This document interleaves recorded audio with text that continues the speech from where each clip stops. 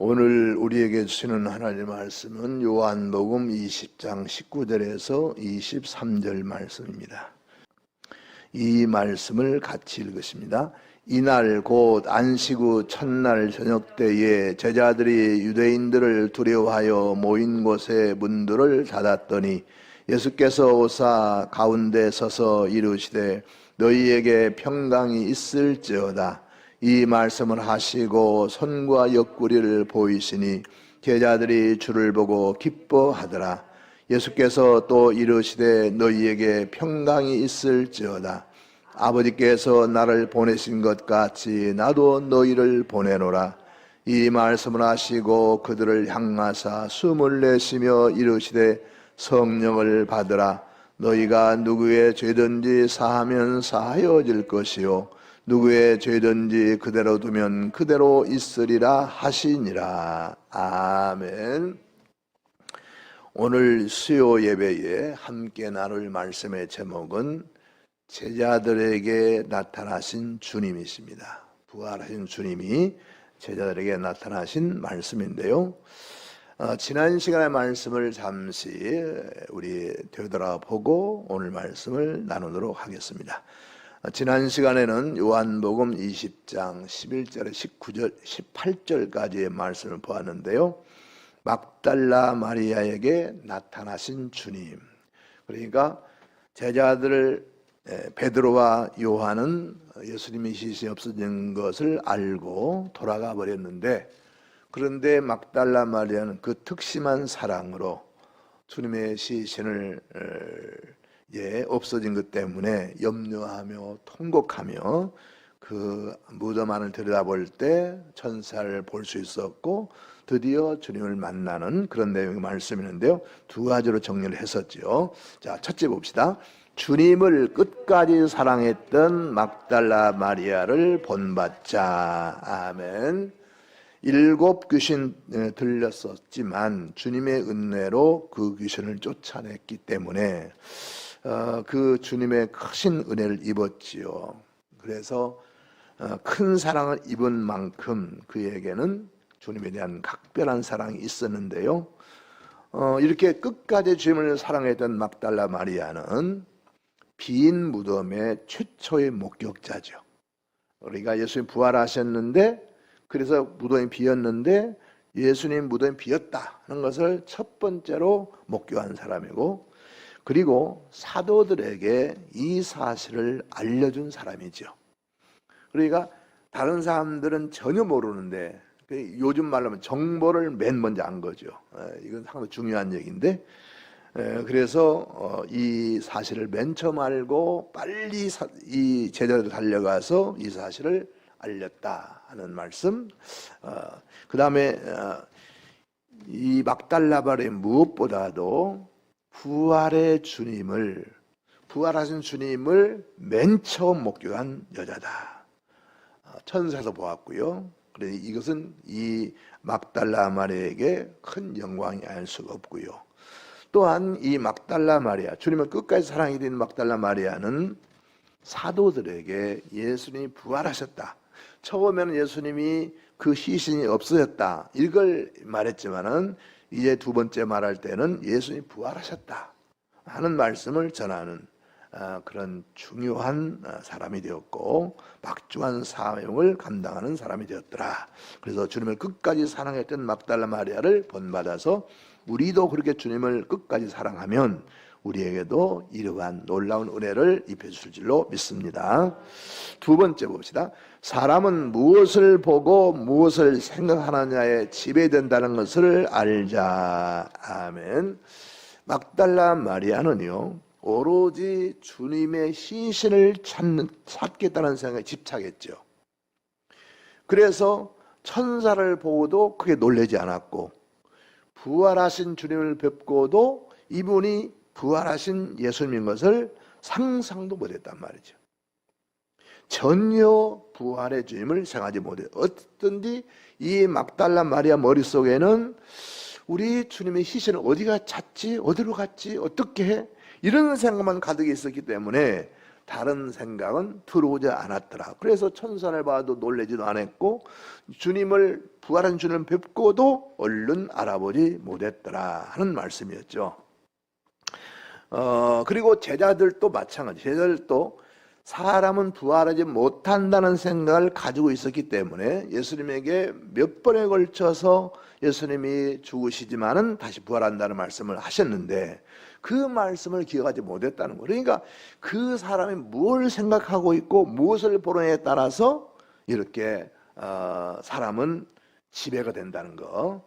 그래서 우리가 우리 신앙의 확신으로 가득 차 있고 하늘의 소망으로 가득 차 있고 나도 주님처럼 부활한다는 그 믿음으로 충만하다면 그 믿음대로 우리가 그 날을 맞이할 것이고 그 영광에 참여하게 될 줄로 믿습니다. 자, 오늘 말씀은요 요한복음 20장 19절 23절 말씀인데 부활하신 주님께서 두려움에 떨고 있는 제자들, 그래서 유대인들이 두려워서 문을 걸어 잠그고 모여있는 그 제자들 가운데 주님이 나타나셨다. 네, 그런 말씀입니다. 그래서 그 제자들에게 평강을 주시고 부활의 증인으로 보내시는 내용의 말씀인데요. 자, 19절 봅시다.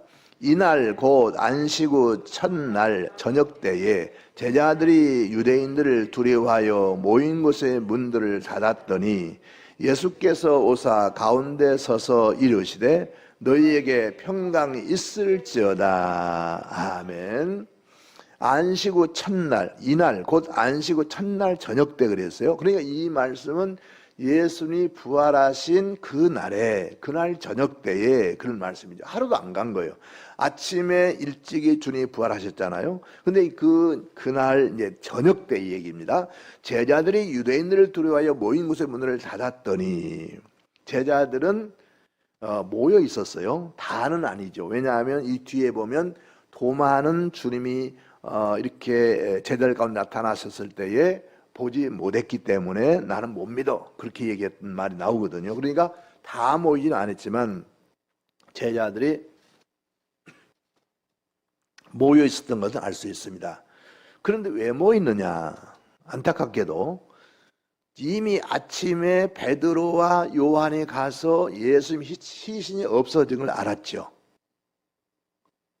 그러면 이들이 정말 우리가 바람직하게 생각하기에는 무엇보다도 없어진 시신 때문에 걱정하고 염려하고 서로 지혜를 모으고 머리를 짜야 될 건데, 그런데 이들은 오늘 보니까 무엇 때문에 두려워했다고요? 유대인들 때문에 두려워했대요. 왜냐하면 예수님을 잡아 죽인 저들이 이제 안식일도 지났으니, 그러니 이제 우리를 잡아 죽이려고 하지 않겠는가? 이거 어떻게 할 거냐? 유대인들이 두려워서 모인 곳의 문들을 꼭꼭 닫아 걸었더라, 이런 말씀이죠. 안타까운 일이 아닐 수 없죠. 적어도 특별하게 우리 국군으로 말하면, 군인들로 말하면 사관생들이거든요. 정말 특별하게 뽑아가지고 훈련받은 사람들이 12제자거든요.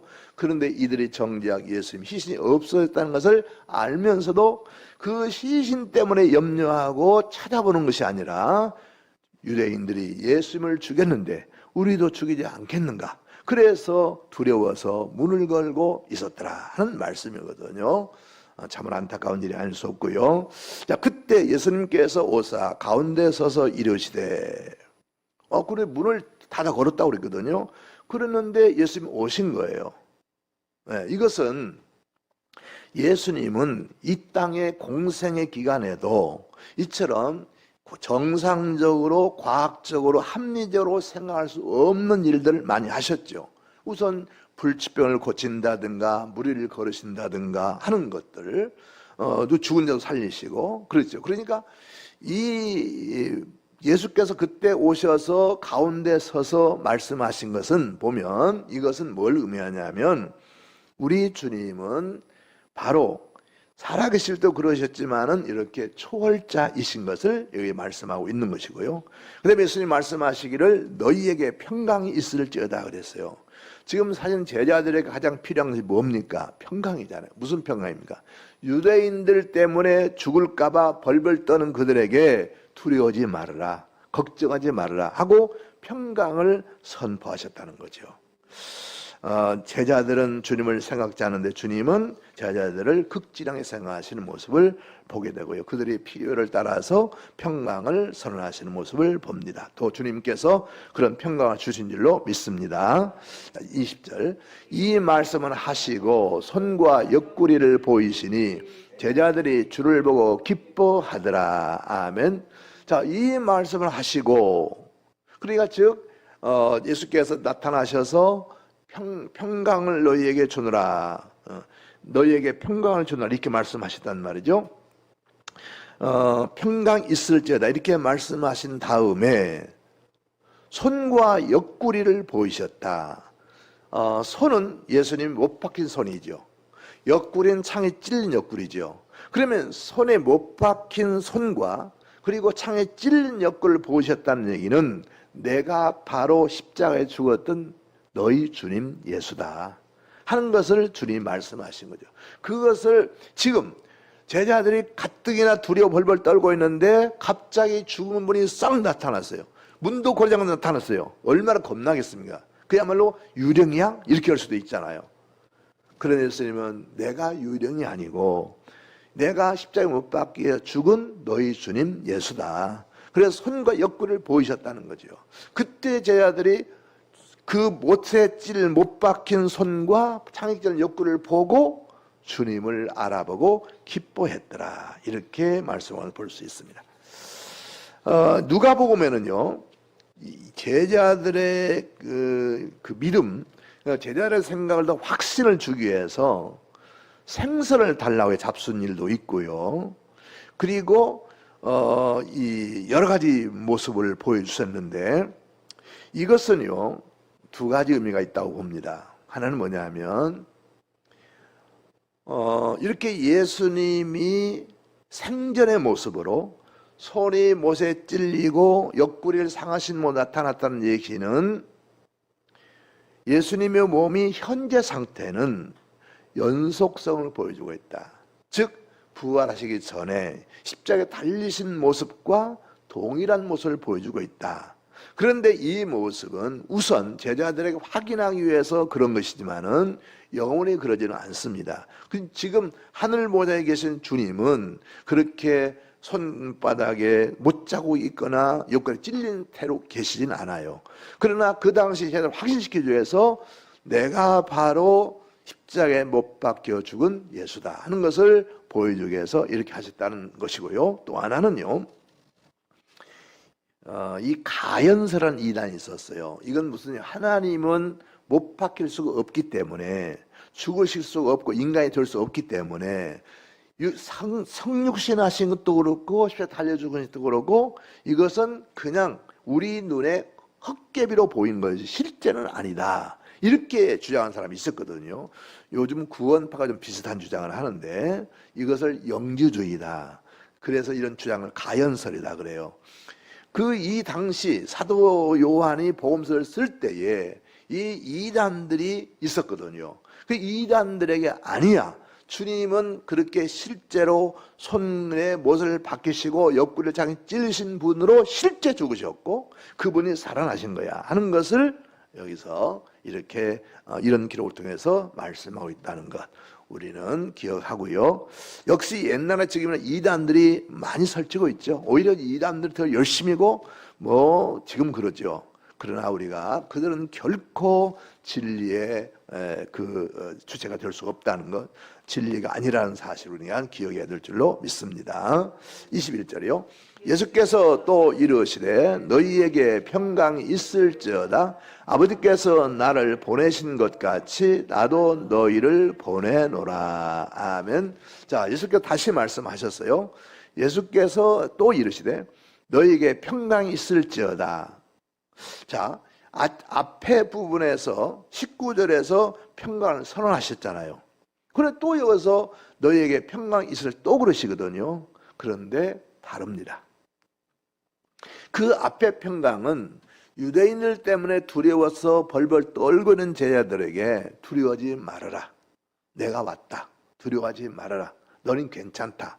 이렇게 위로와 격려를 보내는 부분이었다면, 두려움을 없애기 위한 것이었다면, 여기서 평강은 다음 말씀과 연결이 있는 뭐냐면, 아버지께서 나를 보내신 것 같이 나도 너희를 보내노라. 하나님이 나를 보내셨으면 나도 너희를 보낼 텐데, 그럼 이 제자들 어디로 갑니까? 세상으로 가잖아요. 세상에 지금 유대인들이 예수님을 죽였고 사도들도 지금 죽이려고 기회를 노리고 있죠. 그리고 세상에는 온갖 핍박과 고난이 기다리고 있습니다.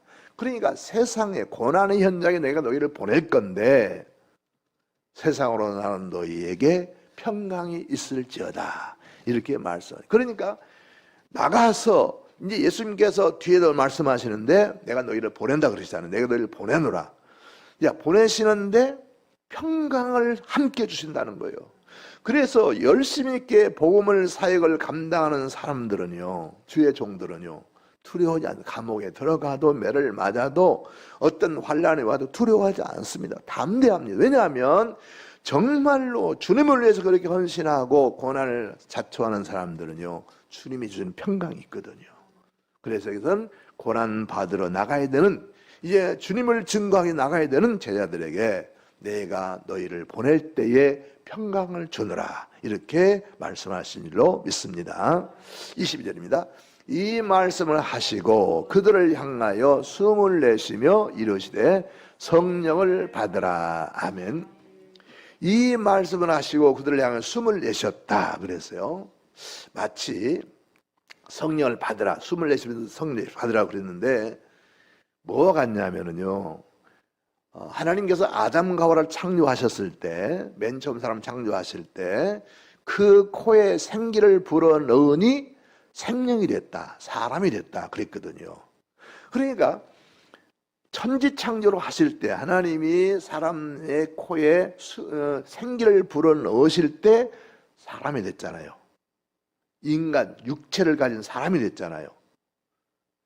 이것이 첫 번 창조라면 성령은 제2의 창조입니다. 왜냐하면 여기서 보시는 대로 숨을 내쉬며 이르시는 성령을 받으라 그랬잖아요.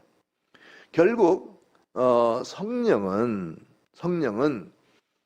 우리 가운데 오셔서 우리를 변화시키는 영이 되는 거예요. 그래, 처음에 우리를 흙으로부터 육체를 가진 사람으로 만드시는 그 코에 생기를 불어넣으셨다면, 이제 숨을 내쉬며 이르시되 성령을 받으라 하신 이 사건을 통해서는 우리가 성령을 받음으로 새로운 사람이 된다는 거죠. 그리고 그리스도인은요, 특징을 딱 하나를 꼬집으면 뭐냐 하면요, 그것은 성령 받은 거예요. 성령 받지 않았으면 그리스도인이 아니란 말이에요. 그래서 성령 받은 사람이 이제 그 삶이 변하고 행실이 변하고 마음이 바뀌고 목표가 달라지고 가치관이 달라지고 그러는 거죠. 그러니까 성령 받았다는 얘기는 새 사람이 있다는 얘기거든요. 그런데 여기 성령 받으라 이러잖아요. 성령 받으라. 그래서 성령 받아야 무슨 방언을 하고, 성령 받아야 무슨 전도를 하고, 성령 받아야 병을 고치고, 이렇게 얘기를 하는데 어폐가 있습니다. 뭐냐면 여기서 성령을 받는다는 얘기는요, 성령을 받는다는 얘기는 그냥 무슨 도구를 받듯이 성령을 받는 것이 아니라, 이것은요, 우리를 우리 안에 모셔드린다, 그런 의미가 있어요. 즉 성령을 받아 그랬잖아요. 받으라. 받으라의 헬라 원어는요, 라베테는 영접하라는 얘기입니다. 그러면 성령을 영접하라는 거, 성령을 받으라는 얘기는 성령을 영접하라는 건데, 영접한다는 것은 뭡니까? 영접한다는 것은요, 인격적인 존재를 말할 때 영접하잖아요. 우리가 아무리 소가 우리한테 유익하고 농촌에서 그 농사도 지어주고 돈도 벌어주고 얼마나 좋습니까? 소가 아무리 귀해도 소를 영접하지 않아요. 이게 여러분, 우리가 아무리 세상에 귀한 것이라도 그것이 물질적인 거나 세상적인 것들은 영접하지 않습니다. 인격을 가진 사람만 존중하는 사람은 영접하는 거죠. 그러니까 성령을 받으라는 얘기는 성령 영접하라는 것이고, 따라서 이 말씀은 인격으로서의 성령을 우리 속에 실존적으로 모셔드린다, 그런 의미예요. 그래서 성령을 어떤 수단으로, 도구로, 능력으로 생각하면 안 돼요. 성령은 인격체예요. 성령 하나님이에요. 그래서 나베테, 영접하라는 의미가 있다는 사실을 기억하고, 우리가 성령을 도구로나 어떤 수단으로나 어떤 능력으로나 힘으로만 생각하지 말고 인격체요, 우리 안에 계셔서 우리를 인도하시고 지도하시는 하나님이신 것을 기억하시기 바랍니다. 그리고 이 성령 받으라 그랬잖아요. 24일 받으라고 하는데, 이 성령을 사실은 이때 제자는 받았죠. 받은 거죠. 그런데 이 성령이 드디어 폭발된 거, 우리가 예를 들어서 이런 거죠. 우리 속에 어떤 생활을 가지고 있어도 딱 준비가 가지고 있다가 어느 순간에 시작 딱 하는 거죠. 그런 것처럼 오순절 이때는요, 제자들에게 이때 주님께서 숨을 내쉬며 이르시되 성령을 받으라 그래서 성령을 받았어요. 그런데 그때 오순절 때 그야말로 성령이 폭발돼, 마치 이런 거죠. 화산 폭발하는 거요. 화산이 어느 날 갑자기 폭발하지 않습니다. 거기서 용암이 부글부글 막 그래서 기를 모으는 거죠. 그래가지고 그 용암이 어느 날 탁 폭발하듯이 그런 거예요. 그런 것처럼 이미 주님이 말씀하실 때 성령이 이 제자들에게는 임하셨지만, 그것이 발현된 것, 폭발된 것은 오순절이었다, 이렇게 볼 수가 있는 것이죠. 그래서 이 성령은 인격체이기 때문에 우리 영접해 드려야 되고 모셔서 우리 안에 계시게 해야 된다는 사실을 기억해야 될 줄로 믿습니다. 23절입니다. 너희가 누구의 죄든지 사하면 사하여질 것이요 누구의 죄든지 그대로 두면 그대로 있으리라 하시니라. 아멘. 너희가 누구의 죄든지 사하면 사해질 것이요 누구의 죄든지 그대로 두면 그대로 있으리라 하시니라 그랬어요. 이 성경을 여러분 우리가 문자적으로만 보면은 오해할 부분들이 꽤 있습니다. 그럼 이 말씀을 문자적으로 보지요. 너희가 누구의 죄든지 사하면 사해질 것이요. 너희는 누굽니까? 12제자잖아요. 제자들이잖아요. 그리고 그 제자들은 누구든지 주님을 믿고 말씀에 순종해서 주님을 그 영접해 모셔드린 모든 사람들은 너희요. 여러분도 기고 나도 기예요. 사도들도 기고 전부 마찬가지거든요. 그러면 우리가 누구의 죄든지 사하면 사해질 것이요 누구의 죄든지 그대로 두면 그대로 있으리라. 그렇습니까? 여러분이 지금 무슨 죄를 진 사람한테 가서 세상 건 우리가 건들 것 없지만은 지금 어떤 사람이 하나님 앞에 큰 죄를 졌어요. 그런데 여러분이 가서 이 사람 하나님 이제 하나님 앞에 가서 내가 당신의 죄를 사한다. 이거 그렇잖아요. 너희가 누구의 죄든 사하면 사해질 것이요. 그러면 정말 사해질까요? 아닙니다. 아니에요. 그래서 성경을 잘 보셔야 되는데, 죄 사함을 줄 수 있는 권한, 죄를 사할 수 있는 분은 누굽니까? 하나님과 예수님 뿐이에요. 인간의 죄를 사할 수 있는 존재는 하나님과 예수님 뿐이에요. 예수님은 그랬잖아요. 나도 하나님이 보내시고 아버지가 보내셔서 내가 죄 사할 수 있다는 사실을 내가 보여주겠다. 그러면서 그 38년 환자에게 너희 자를 들고 일어나 걸어가라. 이렇게 하셨잖아요. 그러니까 예수님만이 죄를 사할 수 있고 또 예수님을 보내 예수님이 그 권한을 주셨기 때문에 하나님과 예수님만 죄를 사할 수 있어요. 사람은 안 되는 겁니다. 그래서 천주교에서는요, 이 말씀에 근거해가지고 뭐라고 했냐면 사제들이 죄를 사할 수가 있다 그래요.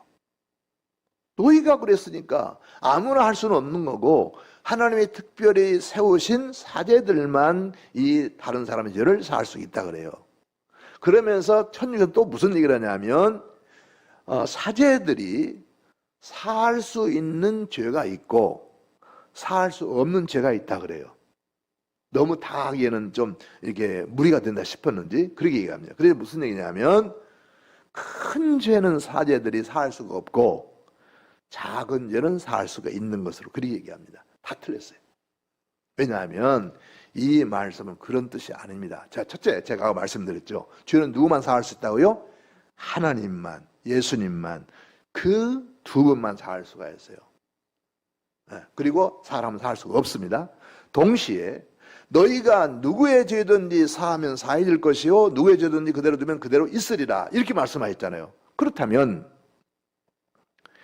이 말씀을 들은 사도들이 초대교회에 사람들에게 전도할 때 내가 여러분의 죄를 사하노라, 내가 여러분의 죄를 용서해 주겠소, 베드로가 설교할 때 그 오순절 광장에서 유대인들에게 당신들이 살인자야, 당신 예수를 죽였어, 의인을 죽였어, 그렇게 말했잖아요. 그렇게 말하면서 내가 용서해 주겠다고, 너희가 믿으면 용서해 주겠다, 그런 것이 아니라 회개하면 너희가 성령을 받을 것이다, 이렇게 말씀하셨거든요. 그래, 회개하면 하나님이 용서하시는 거예요. 왜 회개하지 않은 사람 속에는 성령이 들어올 수가 없어요. 거룩한 영이 하나님이신데, 성령 하나님이신데 어떻게 죄의 회개도 안 하고 막 사는 사람에게 들어가시겠습니까?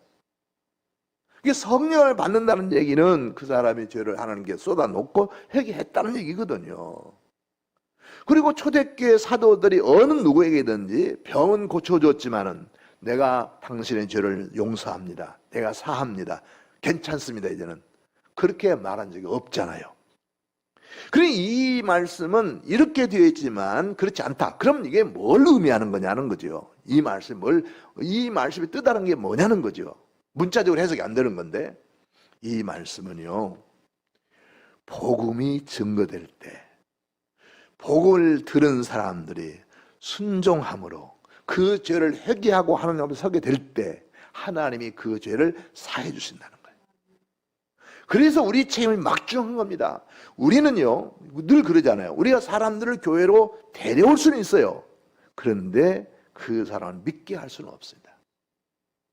여러분, 아무리 갓난이도 말이죠, 부모가 다 먹을 것 주고 그 기저귀 갈아주고 옷 입혀주고 별짓 다 해도 부모 마음대로 안 되죠. 사람은 마음대로 안 돼요. 아무리 어린애다도. 그래, 다 큰 사람들이 그 믿음 가지라고 하면 믿음 갖겠습니까? 믿겠습니까? 그래서 제가 뭐라고 그럽니까? 그러면 손 놓으라는 게 아니고 어떻게 하라고요? 교회에다 데려다가 앉혀놓기도 하라. 안 믿어도 앉혀놓는 것을 할 수 있어요. 그것까지는 할 수 있어요. 그러나 그가 아멘으로 믿기까지는 그 사람이 영원히 하나님을 항복하지 않으면 안 되는 거예요. 그래, 우리는 데려와서 말씀을 듣게 하고 믿음의 기회를 가질 수 있도록 하는, 그것을 우리가 할 수 있거든요. 그래서 데려오기는 하자. 그런 게 우리의 목표 아니겠습니까? 그런 것처럼, 그래서 너희가 누구의 죄든지 사하면 사해질 것이요 누구의 죄든지 그대로 두면 그대로 있으리라 하신 이 말씀은 우리가 직접 누구의 죄를 사한다는 얘기가 아니라, 그것은 우리 권리 없어요. 하나님만, 예수님만 사죄의 권한이 있기 때문에 우리는 못하는 거예요. 그러면 이 말씀은 뭐냐면 사죄를 받도록 인도하고 데려오라는 거예요. 주님께 데려오라는 거예요. 그래서 우리들은요, 죄를 회개하도록 권하고 주님 앞에 데려가라는 일, 아무 일도 할 수 없습니다. 바로 그런 거죠. 그래서 우리는 죄를 사할 수 없지만은 사함받는 주님께 데려가고 인도하고 권면하고 권고하면 그가 믿음으로 말미암아 용서를 받게 될 줄로 믿습니다. 자, 오늘 말씀 따라서 합시다. 첫째, 실망스러운 제자들의 모습에서 우리 자신을 보자. 예. 실망스러운 제자들의 모습에서 우리 자신을 보자. 여러분, 저도 믿음이 그렇게 자랑할 만하고 하느님 앞에 이렇게 고개 들 만한 믿음은 아니지만 요 정도는 아니거든요. 여러분도 아마 그럴 거예요. 여러분이 나오신 분들도 그럴 거예요.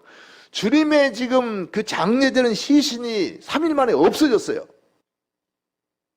없어졌는데 이 제자들이, 수제자는 베드로가 확인하고 갔고 주님을 가장 사랑하던 요 사도 요한도 확인하고 왔거든요. 갔는데 저들은 뿔뿔이 흩어져서 우리 주님의 희생을 누가 가져갔는지 어떻게 됐는지 우리 확인해 보자. 그렇게 하는 것이 아니라 한 방에 모여가지고 문을 걸어 잠갔는데 그 이유가 뭐냐 하면 유대인들이 두려워서, 유대인들이 예수님 잡아준 그들의 유월절 지났으니까 이제 그 안식일이 지났으니까 우리도 죽일 것이다. 그래가지고 유대인을 피해서 문을 걸어 잠그고 숨어 있었다는 거예요. 예수님의 희생은 어찌 됐든지 간에 여러분 지금 안 믿는 사람들도 말이죠, 사고 나면 어떻습니까? 해상에서 배가 사고 났든지 아니면 교통사고 났든지 어떤 화재 사고 났든지 그러면 이미 다 죽었어요. 그래도 뭘 찾아요? 그거 찾잖아요. 뭘 찾죠? 시신을 찾으려고 그러잖아요. 마지막으로 시신이라도 찾아서 제대로 잘 이렇게 안장을 하려고. 이것이 믿지 않는 사람들의 모습일진데, 제자들이, 그 주님의 특심한 사랑을 입었던 제자들이 주님의 시신이 없어서 확인했어요. 그런데 그들은 돌아가서 주님의 시신을 찾으려고 노력하기는커녕 유대인들이 우리를 죽이려고 하는데 이거 어떻게 해야 되느냐, 물을 걸어 잠그고 근심 속에 빠졌다는 거예요. 어쩌면 오늘 우리의 모습일 수도 있지요. 정말 오늘날 우리 한국교회를 생각하면 참 안타까워요. 진짜 안타까워요. 그래서 저는 요즘에 이 지금 교회들이 각각이잖아요. 전부 제멋대로예요. 제멋대로 해도 교단에서 만약에 제멋대로 제명해버리면 탈퇴해버려요. 그래가지고 무소속으로 있으면서 난 목사다. 그리고 교회를 아무리 크게 해도 아무도 문제를 못 삼습니다. 근데 유럽 같은 데는요, 일종의 등록제입니다. 일정한 규모가 되고 수준이 되고 자격이 되면 교회로 들어오는데, 대신에 그 어긋난 짓을 하면 안 돼요. 교단에 속하지 않으면 그 교회가 유지가 안 돼요. 허락을 안 해요, 정부에서. 그러니까 지금 한국 같은 경우에는 엉터리 교회들이 마구 이렇게 생겨나 가지고 말썽을 부리고, 그래도 아무도 제재를 못해요. 심지어는 뭐 큰 교단 같은데, 이번에도 홍대 세교회 같은 경우는 우리나라 제일 큰 교단에 속하잖아요.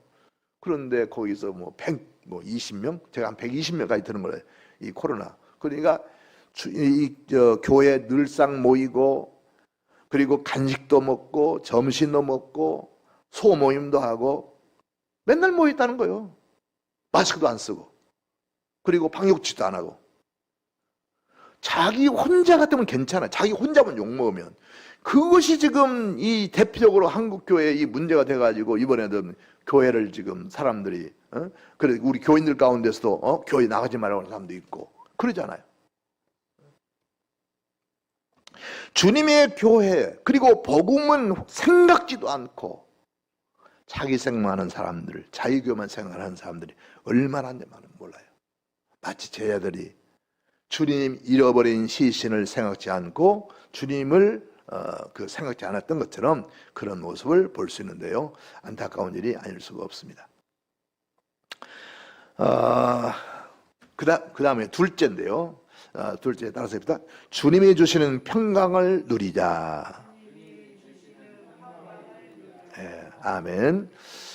주님은 두 번에 걸쳐서 평강이 있으리라, 평강이 있으라 이렇게 말씀하셨거든요. 그래서 두려움으로부터 평강이요, 그리고 사명자로 사명을 감당할 때 생길 수 있는 그런 고난에 대해서 평강을 주셨단 말이죠. 그래서 우리에게 평강이 필요합니다. 그래서 우리가 생활이 어려워도 몸에 질환이 있고 연약함이 있어도 그 평안을 소유할 수 있다면 훨씬 더 이 투병도 잘할 수가 있게 되고 모든 것이 우리가 넉넉히 할 수가 있어요. 먹어도 평안이 없으면 그 음식이 소화가 안 되죠. 얹혀버리잖아요. 그래서 평강이 참 중요한데, 그래서 우리가 세상에서 오는 여러 가지 두려움, 걱정, 근심, 그것으로부터 평안, 그리고 주애를 감당할 때 닥치게 되는 고난과 환난 속에서 평안, 이것이 우리에게 참 필요한데, 그런데 사실은 세상 걱정, 염려로 인해서 하는 평안은요, 이 두려움은요, 우리에게 그리 별로 이게 유익한 게 아닙니다. 그죠? 그래서 이런 문제는 물론 우리가 노력은 해야 되겠죠. 그런데 주님에게 맡겨버려야 돼요. 맡겨버리고 기도하고, 주님, 이것에 내가 매이지 않고 이것이 내 인생을 얽매지 않도록 하나님, 이 무거운 짐, 그리고 두려움, 염려, 걱정 물려주시옵소서. 그래야 되겠고요. 그리고 우리가 주님의 사명자로서 사명을 감당하고 믿음으로 사는 것 때문에 우리에게 닥쳐오는 그런 환난, 그런 불안, 그런 염려, 이런 건요, 오히려 기뻐하셔야 돼요. 내가 누구 말마다 떡이 생겨, 밥이 생겨, 그런 것도 아닌데 주님을 위해서, 복음을 위해서, 교회를 위해서 걱정이 있다면 그것은 감사한 거지요.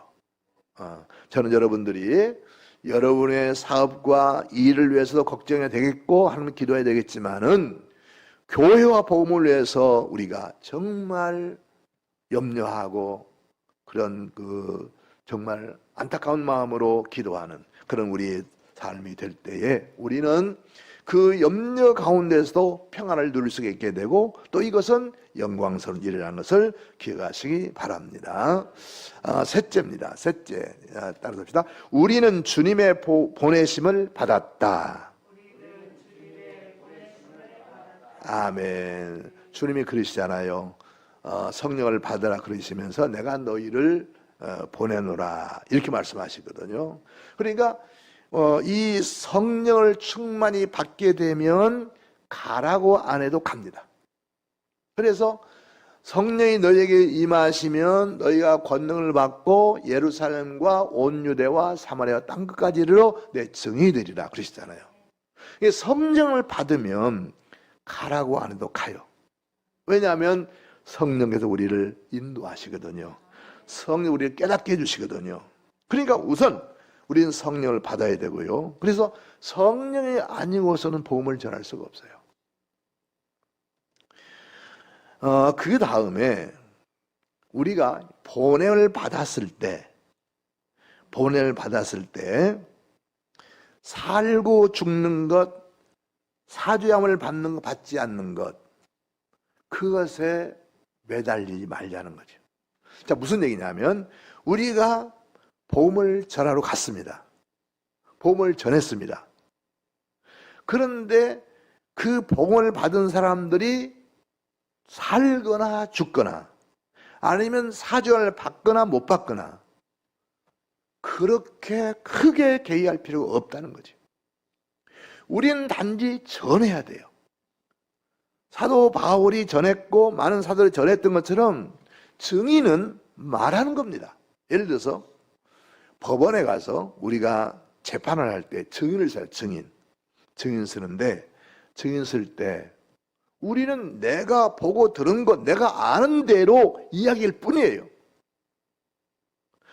그러나 그 재판이 만약에 나의 증인을 받아들이지 않거나 채용하지 않아도 난 상관이 없어요.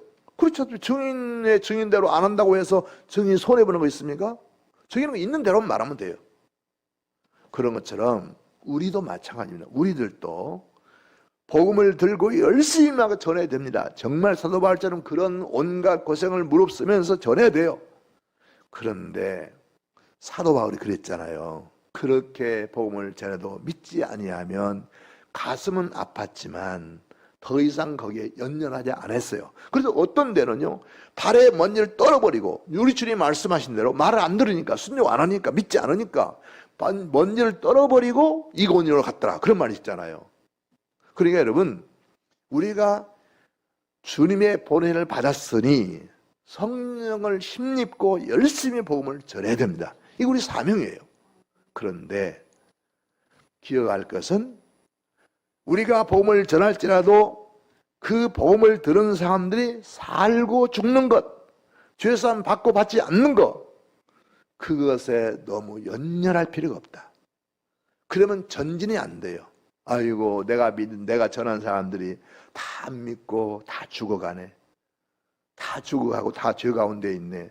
그러면 일할 용기가 안 나죠. 왜냐하면 내가 열심히 그렇게 했는데 뒤돌아보니까 이 사람들 엉터리예요. 믿지 않아요. 구원 못 받았어요. 사죄는 못 받았어요. 훤히 보입니다, 그게. 그러면 전진을 못 합니다. 그러니까 씨 뿌리는 사람은요, 씨를 열심히 뿌리고 가면 되는 거예요. 그러면 그 씨가 나는 것도 있고 안 나는 것도 있고, 그것은 하나님과 그리고 그 말씀을 들은 사람의 소관에 가는 것이 우리의 소관이 아니라는 거예요. 그러니 우린 그것 걱정하지 말고 열심히 가자. 주님이 보냈으니 성령 받아서 능력 받아서 열심히 가자. 그것이 우리가 가야 할, 우리가 감당해야 될 사명이라는 사실을 기억하시기 바랍니다.